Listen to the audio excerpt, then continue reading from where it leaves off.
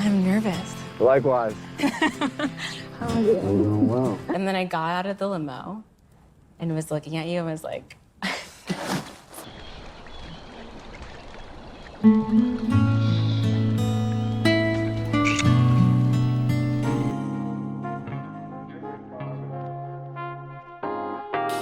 High-value men come with a high price. And let's take a look at Bri. Welcome to Manosphere Highlights Daily. In the second episode of The Bachelor, Matt went on a date with Bri. In the video, why you can't compete when you are average at best, I explain why Matt is a high-value man and why the money that he makes immediately puts him in the top 10% of men and top 3% of black men. On his date with Bri, Matt does something interesting. okay. Is that cool? Yeah, that's cool. All right. Okay. Now look at that face. Look at the eyes. Somebody call a plumber, because I think something is leaking down there. We'll get back to Bri very soon, guys. Matt has a six-pack.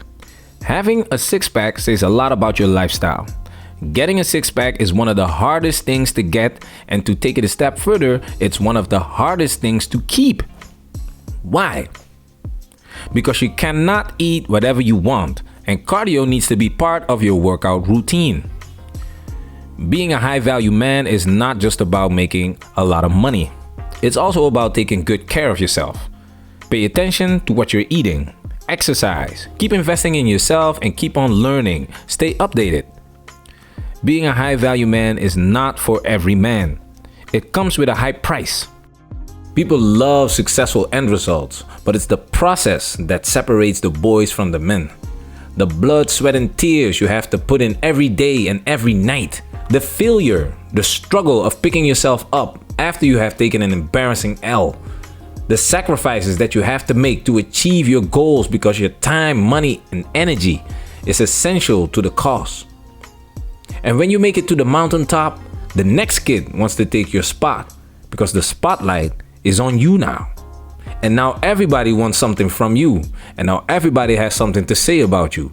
And everybody knows you better than you know yourself. Being high value comes with a high price.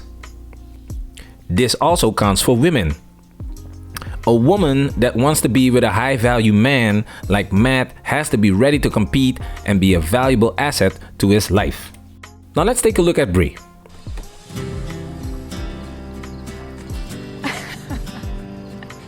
I'm nervous. Likewise. How are you? I'm doing well. Bri looks nice. Most definitely an above average looking woman. She makes the dress look great and she has a pretty smile. You have to understand that most people look average. An above average look gives you an advantage. She has an exotic look and she explains why. Exactly. Yeah, so my mom's Persian. Okay. So she's white passing and my Yeah. dad was black. And Bri is half Persian and half black. The Persian Empire doesn't exist anymore, but there are still a lot of Persians in Iran. When you go on her Instagram page, you will see that she is in good shape. The ladies that eat Kentucky Fried Chicken 12-piece bucket 24/7 can't compete with this. You got to be in shape. Let it work. She's 24 years old and she's a communications manager. Most guys, and especially high-value men, don't care about your degree or job, but a separate video is coming about that. 24 years old means peak value. Women that hit the wall and have children are at a disadvantage. Now, personality-wise, she's doing a pretty good job. I really appreciated Matt's vulnerability, and he used this time for all of us to pray, which I thought was very genuine. And it felt really good to be in that moment with him. Matt seems to enjoy her company and she has no problem holding a conversation. I like the fact that she smiles a lot every time they meet. She looks and sounds feminine. So I've heard so much about you, and everyone speaks so highly of you. And I don't say that to make you nervous, but just know that I am here for this opportunity to get to know you. I appreciate that. Thank you. Now, when we look at the definition of feminine, it says having characteristics that are traditionally thought to be typical of or suitable for a woman. Men like feminine women. Men like feminine women. Just being a woman doesn't qualify. I only have one minus point to mention here, and it's not Bri's fault. Exactly. Yeah, so my mom's Persian. Okay. So she's white passing, and my dad was black, and they were separated before I was born.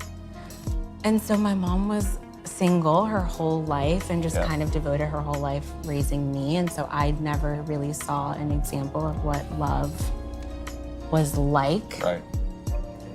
I don't know. I mean, I want that for myself. She's been raised by a single mother and she hasn't experienced her father.